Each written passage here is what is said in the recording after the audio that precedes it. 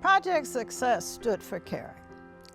All of the advisors, the head of Project Success, Dr. Speller, when it began, it was his dream to have such a program on this campus that cared enough about students to assist them in getting through the university. And by getting through, I mean understanding what was required, producing what was necessary in order to graduate from the institution and move into the world of work successfully. Teaching to me is a dirty word. It should be erased from education. Facilitate learning. How do you facilitate learning? Make learning pleasurable. Make learning a machine that develops, machine's the wrong word, to develop your self-esteem, your pride in yourself. I was learning as I went. I had the book training that the university or any university offers, but that doesn't apply to everybody because they come from different cultures, and that doesn't mean a thing. They gave me different kind of books, different kind of techniques, and I tried it on the students, and they just blank out. So I went back to just old school, teaching. And I say, who wants to learn? Let's get down. When Project Success was developed, it was for those students who are marginal. No, not for the geniuses, not for the best and the brightest, not for everybody that supposedly knew what was going on. Nobody was a genius. Bill Speller, his capacity speech. Ain't nobody here a genius, but you can learn.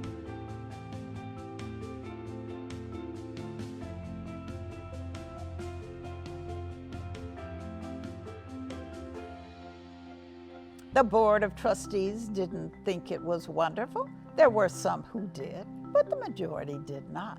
But under the influence of the president at that time, he was able to give Doc Speller the opportunity to do this. You know, when pilot programs come in, this was a pilot. Could it work?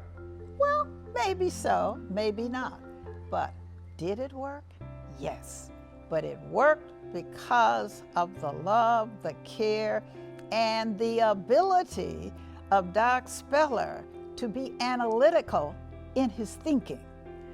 But if the program hadn't existed, I don't think I would have found somewhere to go. I feel like the process of trying to find a college to accept me was very devastating. I got so many letters saying I was denied. And at one point in time, I really gave up and I stopped filling out applications. And my first time applying to Project Success, I got denied. But when I applied again and I got my GPA up, they accepted me. I was actually very happy, and I was in tears. The most important thing I tell them is, don't get mad, don't get frustrated, and don't get angry. You got to understand where you at, and then what you do is, it's not where you got to remember where you start at, where you're going to end at, So when I get an individual, get a PhD, to go on, get his master's degree, get his bachelor's degree, I say, hey, look, you made it, bro. And it don't stop. And it don't stop today. It was an amazing staff, to be honest with you. From Roosevelt Gordon to Dr. Harrison to Marilyn Whitehead, one or two others. It was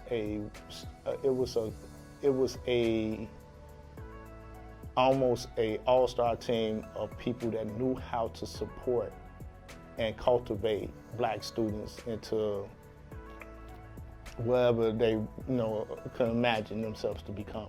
We have the most amazing students. And so it's been a privilege to work here for as long as I have, to experience the joys and the successes that students have had, to see them graduate, to see them become, full-grown adults, because they're already adults when they come in, but to see them have successes is such a rewarding experience. To see students that did not originally believe in themselves get to a point in their lives where they do believe in themselves. It was Project Success that basically, taught me you got to stay involved. Oh, I was determined that I wanted to get a degree. Once I got in And I say this, I made the honor roll my freshman year while I was at Northeastern University. I'm not bragging about it. I say that because in high school, I never made the honor roll. Going through Project Success and talking to everybody I've talked to, I kind of see life in a different perspective. Like, I'm starting to look on the positive side more. And like, I think to myself, like, okay, you don't know what other people are going through, so maybe you should just try to talk to them. That's why I want to do therapy.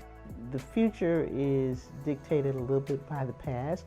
I would really like to see that sense of community strengthened among students who are in Project Success.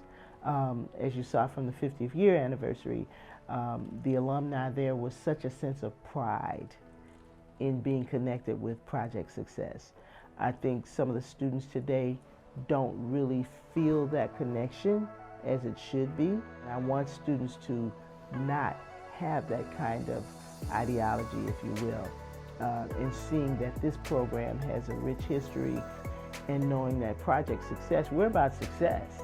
So we're not about failure. So if you're going to be in our program, you're going to succeed. We have the people and the programs in place to help students to get to where they want to get to. Most people grow up to fear learning. In terms of Project Success, that's what it offered. It offered students who are marginal some way of showing them they can do this. And that's what Bill Speller brought. God taught me a lot. And the things that he taught me, I teach my young men. The brain power in young African Americans is unbelievable. Unbelievable. You can't even imagine it. So I would like for prospective students to know this is something that they want to get into. This is something they want to become a part of, something that they should embrace and welcome. I really want to be the best. Like, before I even got to college, I told myself I want to, push myself harder than ever, because in like previous grade school, I didn't try, and everybody kept telling me, like, you're a failure, and everybody didn't believe in me. I always had bad things to say. So now I feel like I have to prove myself before I prove anybody else, and I really want this for me. If a model doesn't carry on, it means there's something problematic with the model. This model, Project Success, has carried on for 50 years. And I'm honored to say I was able to witness some of its most desirable and outstanding moments.